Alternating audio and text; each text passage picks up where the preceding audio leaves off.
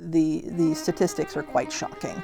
You know, at some of these elite colleges, you have as many students from the top 1% of the income distribution as you do from the bottom 60% of the income distribution. So that will continue if we don't do things differently. Well, the person in me is horrified that there are young people who have the ability, who have the drive to succeed in an excellent college, but don't believe that it's an option for them. Closing these gaps in who goes to college, what types of college they go to is absolutely critical. You know, so for good or ill, the ranks of our Supreme Court and Congress and CEOs of our businesses and our mayors are drawn from people who graduated from elite institutions. They are a launching pad for leadership in the US. And if these schools don't look like America, they're going to be contributing to making our leadership not look like America. So they play an important role and have responsibility, I believe, to open their doors more widely. I am Susan Dynarski. I am a professor of education, economics, and public policy at the University of Michigan. And I am a professor of diversity and social transformation.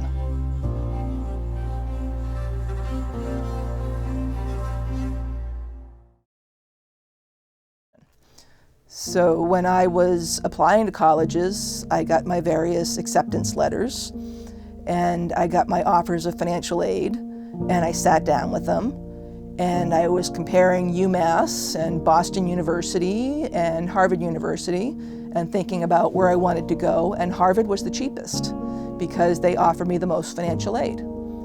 So I went to Harvard. Arriving at Harvard's campus as a freshman was exhilarating. I didn't feel any differentness when I first got there. Looking back, I can now see how movie perfect it was. Lots of Volvos pulling up to the dorms and discharging the freshmen, and then me and my mom pulled up in her 1977 gold Monte Carlo, which was about a mile long, and she had a Miss Piggy sticker on the driver's side, and started unpacking. And gradually, day by day, month by month, I came to realize that these were not like my high school classmates, that this was a different place.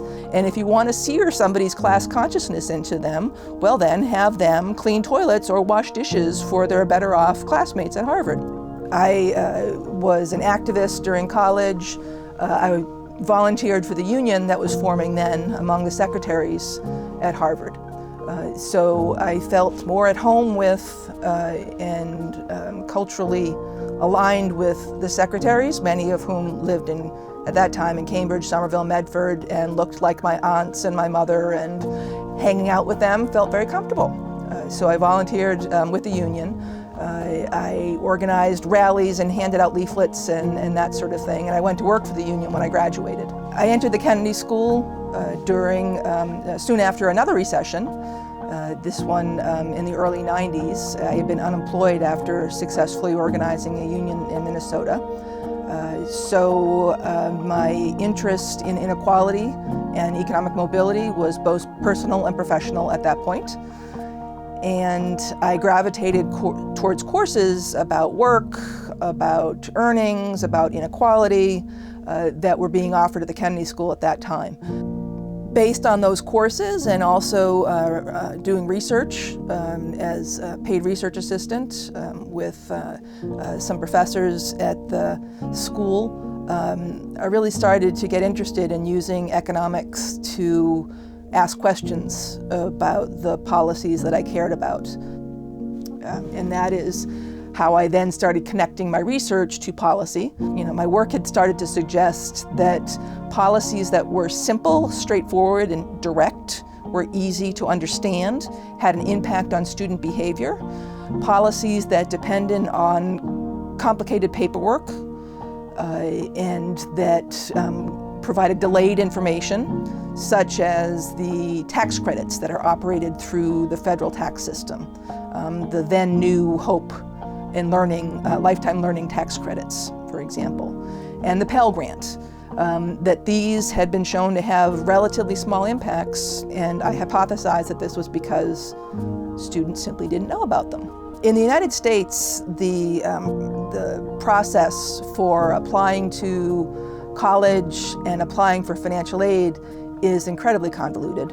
So it's after you've been admitted and after you've made the effort to fill out an application and fill out the aid forms, then you're told how much college is going to cost, which I think is crazy, right? It's like you have somebody walking into a car dealership and there's a manufacturer's suggested retail price on the window, and they sell you the car, and then after you've bought it, they tell you, and we're going to take $6,000 off the top, right? So it's a little late in the process if you're trying to get people to change their behavior, because the relevant decisions that students need to make happen 6-8 months before they actually hear about their final aid package.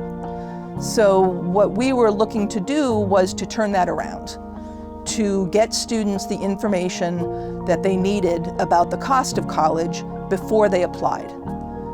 Because otherwise they were going to be assuming that someplace like the University of Michigan was far too expensive for them. So I worked with University of Michigan to develop some policies, some approaches to financial aid that would make it more transparent and simple for students, and hopefully increase the number of low-income students who applied to the university. And so we decided to make an early offer of tuition and fees for 4 years. The admissions and financial aid office folks, who were fantastic professionals, creative, came up with the acronym of HAIL, which is High Achieving Involved Leaders. They designed a beautiful packet, eye-catching packet to send to students that in big bold letters made this commitment to them of 4 years of tuition and fees, with their name on it, trying to make it as concrete as possible. And they succeeded. They did a beautiful job. The materials, the branding, all of that is very clearly not done by an economist. It's just like you don't want a plumber designing your house, you don't want an economist designing your recruitment materials. So they did a wonderful job. And the end product was something that carried out the principles of the research. The way we did it was we chose a set of high schools in which to pilot the program. There are 1,000 high schools in Michigan. 500 of them we found in a given year would have at least one student who was both low income and high achieving, and a suitable recruit for the University of Michigan for this program. So we randomly divvied up those 500 schools into a set of schools that would be the pilots for the HAIL scholarship, and a set of schools that would start HAIL several years later instead.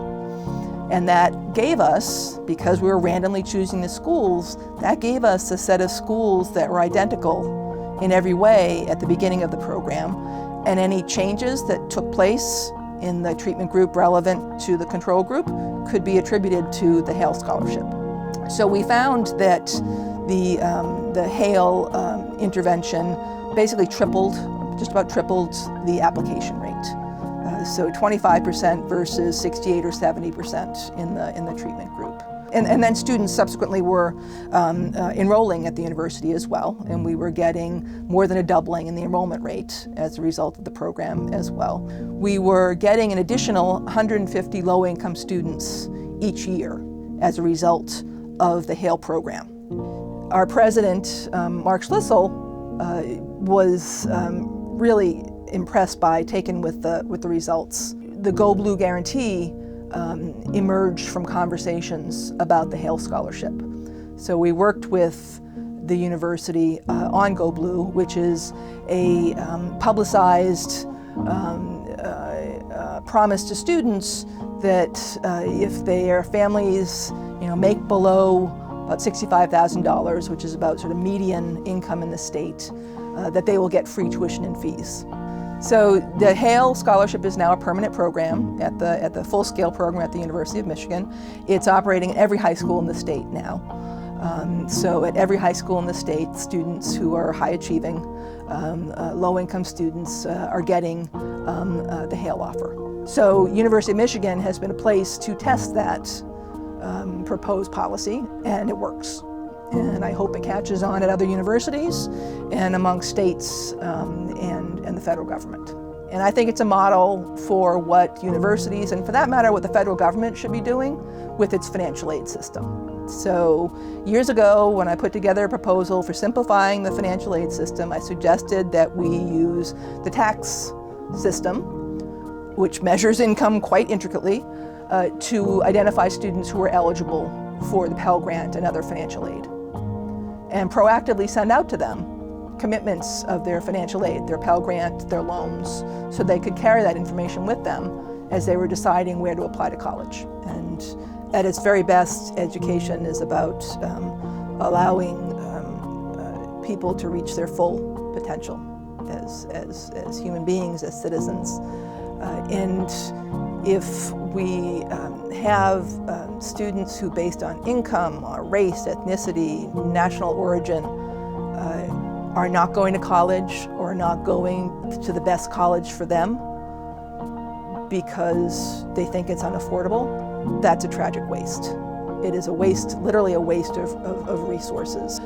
Education, too, is, I believe, at its best, an engine for social mobility. So I think about education as a force for reducing inequality.